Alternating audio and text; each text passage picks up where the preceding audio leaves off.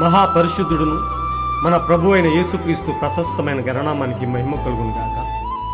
కుటుంబ బలిపీఠము అనే ఈ మంచి కార్యక్రమాన్ని ప్రతిరోజు యూకే గాస్పల్ స్ట్రీమింగ్స్ అనే మా యూట్యూబ్ ఛానల్ ద్వారా ఆడియో రూపంలో వీక్షిస్తున్న మీ అందరికీ ప్రభు అయిన యేసుక్రీస్తు ఉన్నతమైన గణనామం పేరిట శుభములు తెలియజేస్తున్నాను. ఇంకనూ వినండి, అనేక కుటుంబాలకు షేర్ చేయండి, దేవుని నుండి గొప్ప మేలులను పొందుకొనండి. ప్రభు కొరకు నా వంతు పనిలో మీ సహోదరుడు కె ఉదయ్ కుమార్. నేనెందుకని నీ సొత్తుగా మారితిని యేసయ్యా, నీ రక్తము చే కడుగబడినందున నీ అనాది ప్రణాళికలో హర్షించెను నా హృదయ సీమా. నీ అనాది ప్రణాళికలో హర్షించెను నా హృదయ సీమా. ఆహా నా ధన్యత, ఓహో నా భాగ్యము, ఏమని వివరింతును, ఏమని వర్ణింతును. ఆహా నా ధన్యత, ఓహో నా భాగ్యము, ఏమని వివరింతును, ఏమని వర్ణింతును. నేనెందుకని నీ సొత్తుగా మారితిని. ఒక కుటుంబ బలిపీఠం వాల్యూమ్ 1 నుండి 149వ రోజు, మే 29వ తేదీ. అంశము: భూమికి వారసులైన వారు ఈ సంగతులను తెలుసుకొందురు. ఒక వాక్య భాగాన్ని చదువుదాం. గలతీ 3వ అధ్యాయము 29వ వచనము: మీరు క్రీస్తు సంబంధులైతే ఆ పక్షమందు అబ్రహాము యొక్క సంతానమై ఉండి వాగ్దాన ప్రకారము వారసులై ఉన్నారు. ఈ అంశము కొరకు సమకూర్చబడిన వర్తమాన భాగాన్ని చదివి విందాం. మీకు తెలుసా, ఒక క్రైస్తవుని గూర్చి ఏదో ఉన్నది. అతడు ఒక ఆత్మను చూచినప్పుడు అది ఏమై ఉన్నదో దానిని తెలుసుకోగలడు. అది అతనికి తెలుస్తుంది. దానిలో ఏదో ఆత్మీయత ఉంటుంది. ఆత్మ సంబంధమైన సంగతులు కేవలం ఆత్మ ద్వారానే తెలుస్తాయి. అతడు నిజంగా తిరిగి జన్మించినట్లయితే దానిని అతడు చెప్పగలుగుతాడు. నా గొర్రెలు నా స్వరము వినును. మరియు అతడు, అబ్రహాము, ఏదో ఉందని తెలుసుకున్నాడు. అతడు బయటకు పరిగెత్తి ఇలా పలికాడు: నా ప్రభువా, దయచేసి రండి, కూర్చోండి, కొంచెం ఆగండి. నేను నీ చేతిలో ఒక చిన్న రొట్టె ముక్కను పెడతాను, నీ పాదాలు కడుగుతాను. నీవు కొంత విశ్రాంతిని తీసుకుని అటు పిమ్మట నీ ప్రయాణాన్ని కొనసాగించవచ్చును. నీవు నన్ను దర్శించడానికే గదా వచ్చి ఉన్నది. అక్కడ నిర్జనమైన ప్రాంతములో, కష్టతరమైన మార్గములో ప్రభువు గద్దించిన కొద్ది మంది ఉండెదరు. మరి అదే సమయములో తన అన్న కొడుకు యగు లోతు అక్కడ సిరి సంపదలు గలవాడై పాపములో జీవించుచుండెను. సంపద అనేది ఎక్కువ శాతం పాపమునే ఉత్పత్తి చేస్తుంది.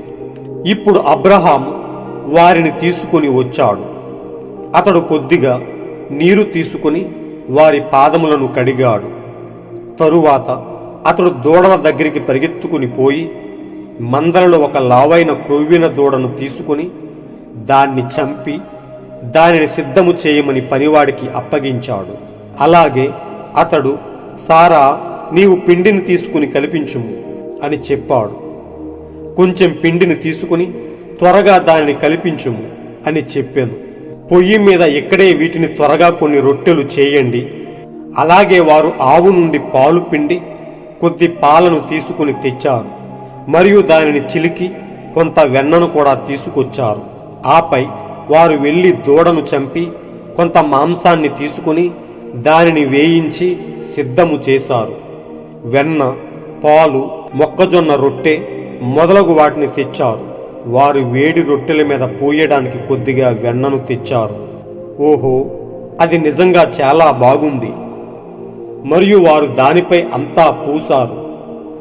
మరియు అతడు సిద్ధము చేసిన దానంతటిని తీసుకుని బయటకు తెచ్చి ఆ ముగ్గురు మనుషుల యొద్ద పెట్టాడు. మరియు వారు తినుచు సొదొమ వైపు చూస్తూ ఉండిరి. అటు పిమ్మట వారు లేచి వెళ్ళడం ప్రారంభించారు. మరియు ఆయన, అబ్రహామా, నేను ఏమి చేయబోతున్నానో దానిని నీ నుండి దాచలేను. నేను అక్కడికి పోవుచున్నాను. సొదొమ యొక్క పాపములు నా చెవికి వినిపించాయి. ఇంకా ఆయన ఇలా అన్నాడు, అబ్రహాము నుండి నేను దాచి ఉంచలేను, ఎందుకంటే అతడు ఈ భూమికి వారసుడు. మరొక మాటలో చెప్పాలంటే ఈ భూమికి వారసులైన వారికి ఆయన బయలుపరుస్తాడు. నేడు సంఘము కూడా ఆ విధముగానే ఉండవలెను. అది నిజం. మనము ఏ విధముగా జీవించాలో తెలిపే దేవుని యొక్క మర్మములను తెలుసుకోండి. మనము ఈ భూమికి వారసులము.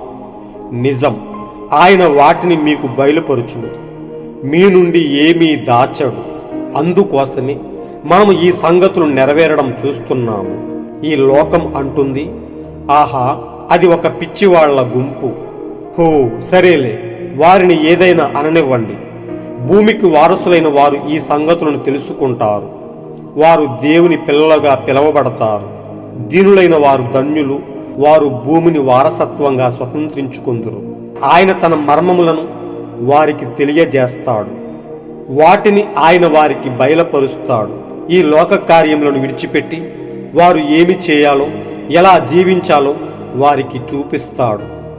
ఈ ప్రస్తుత ప్రపంచంలో వారు దేవుని యందు భక్తితో నడుస్తూ, జీవిస్తూ, ఆయనతో కలిసి నడుస్తూ ఉండెదరు. గనుక లోకము తమకిష్టమొచ్చినట్లు మాట్లాడతారు. వారిని అలానే అనుకోనివ్వండి. కాబట్టి ఆయన ఇలా అనెను, అబ్రహాము నుండి ఈ మర్మాన్ని నేను దాచి ఉంచలేను, ఎందుకంటే అతడు భూమికి వారసుడు. నేను సొదొమను నాశనం చేయడానికి వెళ్తున్నాను. హెబ్రీయులు 1వ అధ్యాయం అనే వర్తమాన భాగం నుంచి సేకరింపబడిన గొప్ప బయలుపాటుతో కూడిన అంశం. మహాపరిశుద్ధుడును మన ప్రభువును ప్రియ రక్షకుడైన యేసుక్రీస్తు ఉన్నతమైన గణనామానికి మహిమ కలుగునుగాక. అల్పులమైన మనలను ప్రేమించి ఏ యోగ్యత అర్హత లేని మనలను ఆయన ఎన్నుకొని, ఆయన అనాది సంకల్పంలో మనలను ఏర్పాటు చేసుకుని, దేవుడు మనకు అనేకమైన గొప్ప సంగతులను తెలుసుకోవడానికి, అనేకమైన మర్మాలను మనం వినటానికి ఆయన మనకు గొప్ప బయలుపాటును అనుగ్రహించాడు. కేవలం కృపచేతనే ఆయన తన ప్రణాళికలో మనలను ఉంచి, ఆయనను గూర్చిన ఉన్నతమైన విషయాలు వినటానికి ఆయన మన పట్ల ఎంతగానో ప్రేమ చూపుతూ ఉన్నాడు. ప్రియ సోదరి సోదరులారా, ఈ లోకంలో మనము ఒక బయలుపాటు కలిగిన జనాంగముగా ఉండటానికి, ఆయన యొక్క గొప్ప వాగ్దానాలకి మనం వారసులము అవుతానికి దేవుడు మన పట్ల ఎంతో కృప చూపుతూ ఉన్నాడు. ఓ ప్రియ సోదరులారా, ఆయన పిల్లలకు, ఆయన ప్రజలకు ఆయన సంకల్పించిన ప్రతి ఒక్కటి తెలియపరుస్తూనే ఉంటాడు. ఆయన పిల్లలకు ఆయన ఏ విషయము తెలియకుండా చేయడు. ఆయన పిల్లలకు తెలియకుండా ఆయన ఏ విషయము చేయడు. నిజంగా ప్రియ సోదరులారా, అందుకొరకే ఈ చివరి గడియలో తన ప్రజలముగా మనలను ప్రత్యేకపరిచి, ఈ గడియకు సంబంధించిన అనేకమైన గొప్ప విషయాలు వినటానికి, మనలను మనం సరిదిద్దుకోవడానికి, క్రీస్తులో గొప్ప బయలుపాటుతో జీవించడానికి, మనం నశించిపోకుండా ఉండటానికి దేవుడు మన పట్ల ఎంతగానో ప్రేమ చూపుతూ ఉన్నాడు. నిజంగా ప్రియ సోదరులారా, ఆయన ఆత్మ గనుక ఆత్మయున్న దేవుడు అదే ఆత్మను, క్రీస్తు యేసుకు కలిగిన అదే ఆత్మను మనలో పెట్టి మనలను ఆయనలో భాగముగా చేసుకున్నాడు. ప్రియ సోదరులారా, ఆయనను గూర్చి మనము అనేక విషయాలు వింటున్నప్పుడు మనకు ఎంతో తేటగా అర్థమవుతూ ఉన్నాయి. ఇక్కడ మనం చదువుకున్న అంశము, భూమికి వారసులైన వారు ఈ సంగతులను తెలుసుకొందురు. మనము క్రీస్తు సంబంధులమైతే, ఆయన పక్షమందు మనం నిలబడి ఉన్నట్లయితే, అబ్రహాం యొక్క వారసులుగా మనము కూడా ఎన్నుకొనబడినట్లయితే, ఆయన వాగ్దాన ప్రకారము నిశ్చయంగా ఆయన ఏమి చెప్తున్నాడో తన ప్రజల కొరకు, తన వారసుల కొరకు ఆయన ఏమి తెలియపరచాలనుకుంటున్నాడో ప్రతి విషయం మనకు ఎంతో తేటగా అర్థమవుతూ ఉన్నది. ఇక్కడ ప్రవక్త చెప్తున్నాడు, మీకు తెలుసా, ఒక క్రైస్తవుని గూర్చి ఏదో ఉన్నది, ఒక నిజ క్రైస్తవుని గూర్చి. అతడు ఒక ఆత్మను చూచినప్పుడు అది ఏమై ఉన్నదో దానిని తెలుసుకోగలడు. అది అతనికి తెలుస్తుంది. దానిలో ఏదో ఆత్మీయత ఉంటుంది. ఆత్మ సంబంధమైన సంగతులు కేవలం ఆత్మ ద్వారానే తెలుస్తాయి. అతడు నిజంగా తిరిగి జన్మించినట్లయితే దానిని అతడు చెప్పగలుగుతాడు. నా గొర్రెలు నా స్వరము వినును. ఓ నిశ్చయంగా ప్రియ సోదరులారా, క్రీస్తు యేసుకు కలిగిన అదే ఆత్మ మనలో ఉంటే, ఓ ప్రియ సోదరులారా, క్రీస్తు యేసుకు కలిగిన అదే ఆత్మ మనలో ఉంటే, అదే మనస్సు మనలో ఉన్నట్లయితే, మనము ఆయన ఆత్మతో నింపబడిన ప్రజలమైతే, అదే ఆత్మయున్న దేవుడు మనకు ఎంతో తేటగా, ఎంతో క్షుణ్ణంగా అర్థమవుతూ ఉన్నాడు. ఆత్మ సంబంధమైన సంగతులు కేవలం ఆత్మ ద్వారానే తెలుస్తాయి.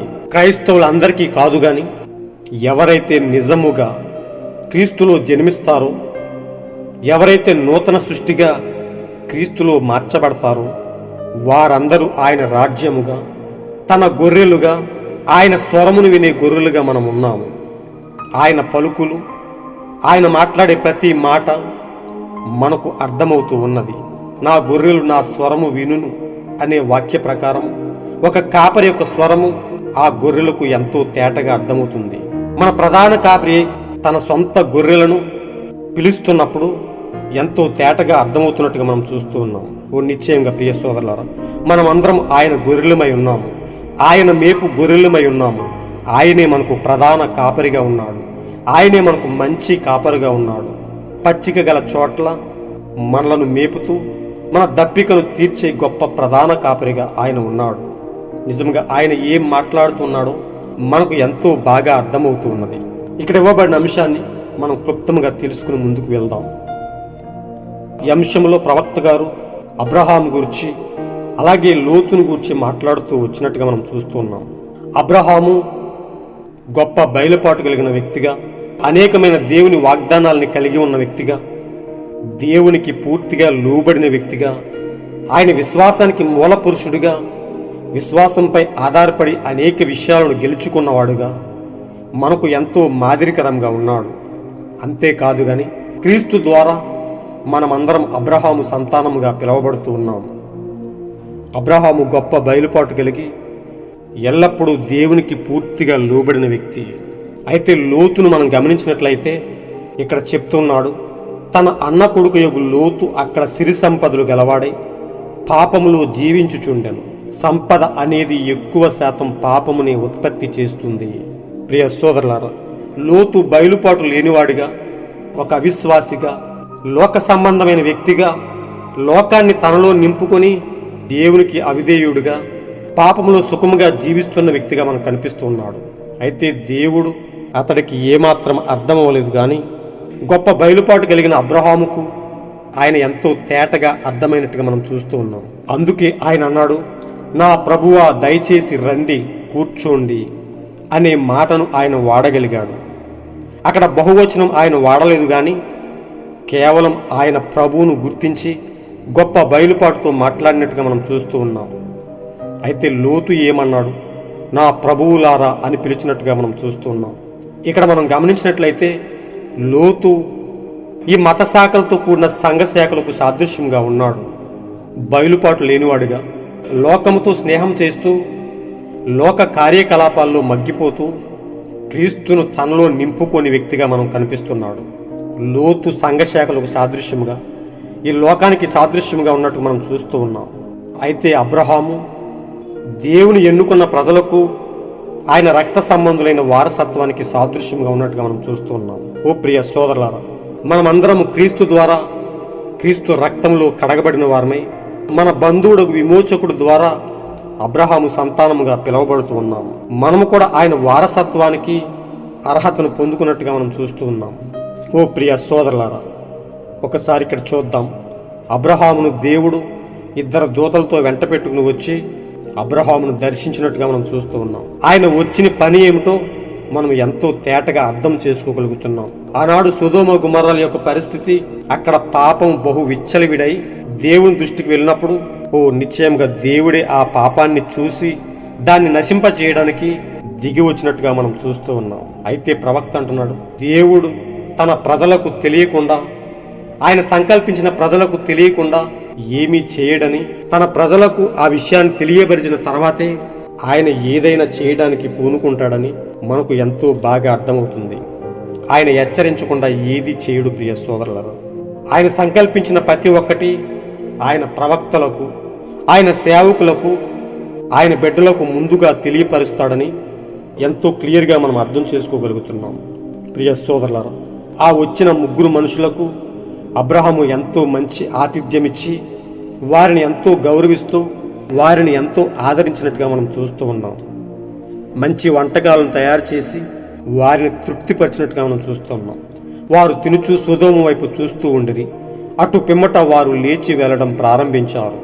మరియు ఆయన, అబ్రహామా, నేను ఏమి చేయబోతున్నాను దానిని నీ నుండి దాచలేను.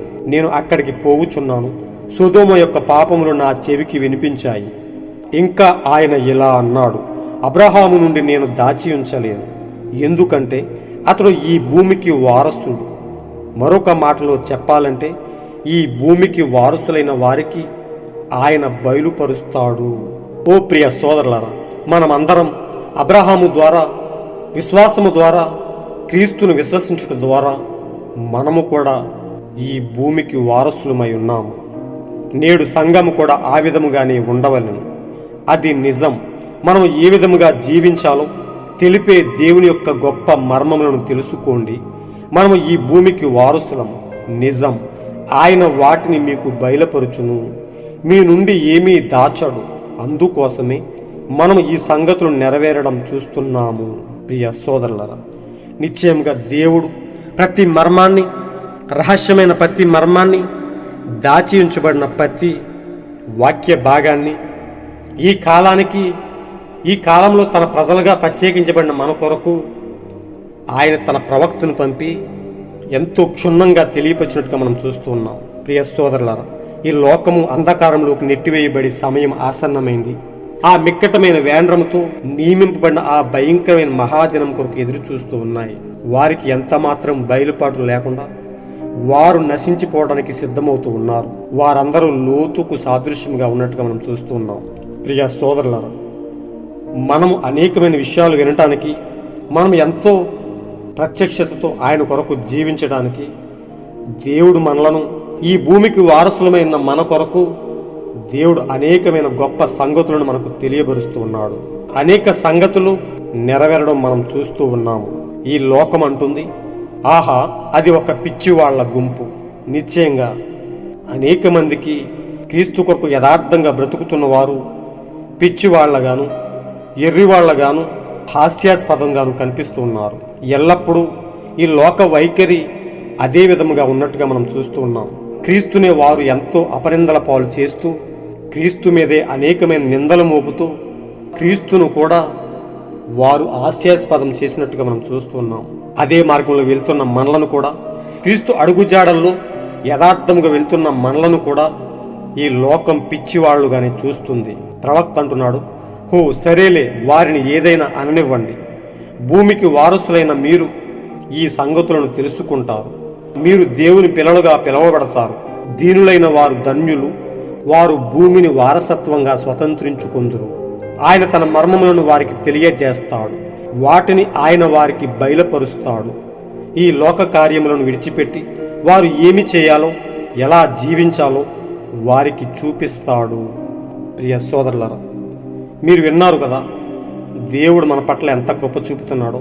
కేవలం మన పట్ల కృప చూపుతూ అనేకమైన గొప్ప విషయాలను మనకి తెలియపరిచి మనము ఆయన కొరకు జీవించడానికి, సాతాను యొక్క కుయుక్తిని అంచనా వేయడానికి, వాడు కుయుక్తిలో మనం పడిపోకుండా ఉండటానికి, మనం మోసపోకుండా నిలపడానికి దేవుడు తన అమూల్యమైన కృపచేత తన గొప్ప ప్రత్యక్షతను మనకు అనుగ్రహించాడు. తన గొప్ప బయలుపాటును మనకిచ్చాడు. ప్రియ సోదరులారా, ఆ బయలుపాటుతో ఈ లోక కార్యాలను విడిచిపెట్టి ఈ లోకానికి పూర్తిగా దూరముగా జరిగి క్రీస్తు కొరకు ఎలా జీవించాలో మనం తెలుసుకున్నాము.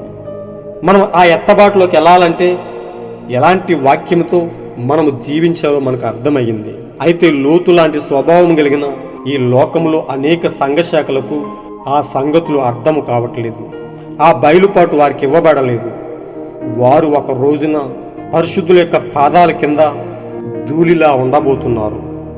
దుష్టుల యొక్క ధూళిపైన పరిశుద్ధులు నడవబోతున్నారని వాక్యం మనకు తెలుపుతూ ఉన్నది. యథార్థ మనసు కలిగిన వారైతే ఆయన యందు భక్తితో నడుస్తూ, ఆయన కొరకు యథార్థముగా జీవిస్తూ, ఆయనతో కలిసి ఈ లోకంలో ఆయన కొరకు ఆయన సాక్షులుగా బ్రతుకుతూ ఉన్నారు. లోకమైతే, ఇక్కడ ప్రవక్త అంటున్నాడు, లోకమైతే తమకిష్టం వచ్చినట్లు మాట్లాడుతుంది. వారిని అలానే అనుకోనివ్వండి, వారిని అలాగే ప్రవర్తింపనివ్వండి. ఒకరోజు దేవుని కొరకు ప్రత్యేకింపబడిన తన ప్రజలను ఆయన తీసుకుని వెళ్ళిపోయే రోజు వస్తూ ఉన్నది. వారందరూ విడిచిపెట్టబడి ఆ మహాశ్రమల గుండా అనేక మంది నశించిపోబోతూ ఉన్నారు. అయితే ఆయన యందు విశ్వాసం ఉంచిన వారు, ఆయన ప్రజలుగా వేరుపడిన వారు ఆ మహాశ్రమలను తప్పించుకుని క్రీస్తుతో కొనిపోవడానికి సిద్ధమవుతూ ఉన్నట్టుగా మనం చూస్తూ ఉన్నాం. ప్రభు అన్నాడు, కాబట్టి ఆయన ఇలా నేను అబ్రహాము నుండి ఈ మర్మాన్ని నేను దాచి ఉంచలేను. ఎందుకంటే అతడు భూమికి వారసుడు. నేను సొదొమను నాశనం చేయడానికి వెళ్తున్నాను. ఓ నిశ్చయంగా ఆనాడు సొదొమ గుమర పట్టణాలకు ఎలాంటి గతి పట్టిందో అదే గతి ఈనాడు ఈ లోకానికి కూడా పట్టబోతూ ఉన్నది. అందుకే ఆయన ఆనాడు సొదొమ గుమర పట్టణాలను నశింపచేసినట్టుగానే, వాటిని కాల్చివేసినట్టుగానే ఈనాడు కూడా ఈ లోకాన్ని నశింపజేయబోతున్నాడు, కాల్చివేయబోతున్నాడు. మిక్కటమైన అగ్ని వడగండ్ల చేత అగ్ని వర్షాన్ని కురిపించి నాశనం చేయబోతూ ఉన్నాడు. ప్రియ సోదరులారా, ప్రియ స్నేహితులారా, అబ్రహాముకు ఆనాడు ఆ విషయాన్ని తెలియపరిచినట్టుగానే ఈనాడు ఈ లోకమును గూర్చి తన ప్రజలకు, అనగా ఈ కాలానికి పంపబడిన గొప్ప ప్రవక్తకు కూడా తెలియపరిచి, ఓ ప్రియ సోదరులారా, దేవుడు మనలను మేల్కొల్పాడు, దేవుడు మనలను ప్రత్యేకపరిచాడు. మనం అలాంటి శ్రమల్లోకి వెళ్ళము కానీ క్రీస్తును బట్టి, క్రీస్తునందు ఉంచిన విశ్వాసాన్ని బట్టి మనం ఆయన నామం పేరట ముద్రించబడ్డాము. ఆయన పరిశుద్ధాత్మ చేత ముద్రింపబడి మనము శ్రమల నుండి తప్పించుకుని, మరణం నుండి తప్పించుకుని జీవములోనికి ప్రవేశించబోతూ ఉన్నాము. క్రీస్తుతో పాటు కొనుపోబడి ఆయన నిత్యరాజ్యంలో ఆనందంగా ఉండబోతూ ఉన్నాము. అందుకే ప్రియ సోదరులారా, తన ప్రజలమైన మనకు ఇలాంటి గొప్ప సంగతులను ఆయన తెలియపరిచి, అబ్రహాము ద్వారా ఈ భూమికి వారసులమైన మనకు అనేకమైన గొప్ప సంగతులను తెలియపరుస్తున్నాడు. వారు తెలుసుకుంటారని ఆయన వాగ్దానం చేశాడు.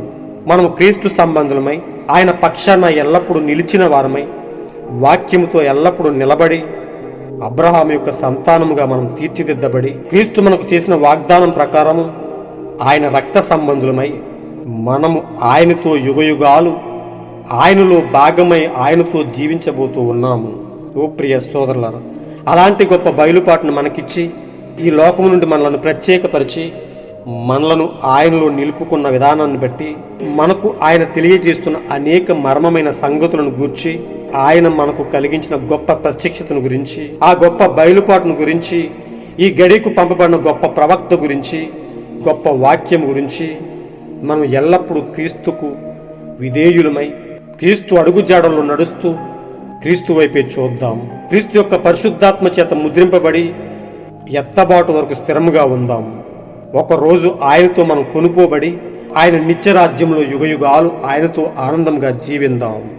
అలాంటి గొప్ప కృపను దేవుడు ఎల్లప్పుడూ మనతో ఉంచి ఆయన నిత్యరాజ్యానికి వారసులుగా మనలను కొనుపోబడునుగాక. God bless you all. ఈరోజు మీరు చదవలసిన అనుదిన వాక్య పఠనము 2వ దినవృత్తాంతములు 7, 8, 9 అధ్యాయములు. మీరు విన్న ఈ అంశాన్ని అనేక మందికి షేర్ చేయండి.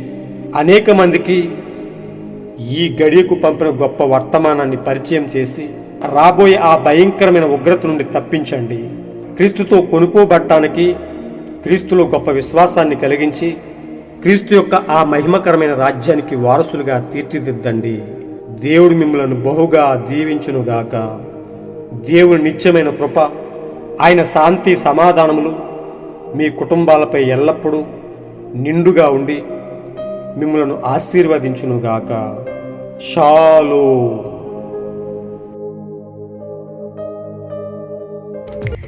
నీలో నేనుండుటే, నాలో నీవుండుటే, నా భావమే పరిశుద్ధాత్ముని అభిషేకముతోనే పరిపూర్ణత చెందేదా. నీలో నేనుండుటే నాలో నీవుండుటే నా ఆత్మీయ అనుభవమే పరిశుద్ధాత్ముని అభిషేకముతోనే పరిపూర్ణత చెందేదా. ఆహా నా ధన్యత ఓహో నా భాగ్యము ఏమని వివరింతును ఏమని వర్ణింతును. ఆహా నా ధన్యత ఓహో నా భాగ్యము ఏమని వివరింతును ఏమని వర్ణింతును. నేనెందుకని నీ సొత్తుగా మారితిని యేసయ్యా నీ రక్తము చే కడుగబడినందున నీ అనాది ప్రణాళికలో హర్షించెను నా హృదయ సీమా. నీ అనాది ప్రణాళికలో హర్షించెను నా హృదయ సీమా. ఆహా నా ధన్యత ఓహో నా భాగ్యము ఏమని వివరింతును ఏమని వర్ణింతును. ఆహా నా ధన్యత ఓహో నా భాగ్యము ఏమని వివరింతును ఏమని వర్ణింతును ఏమని వర్ణింతును.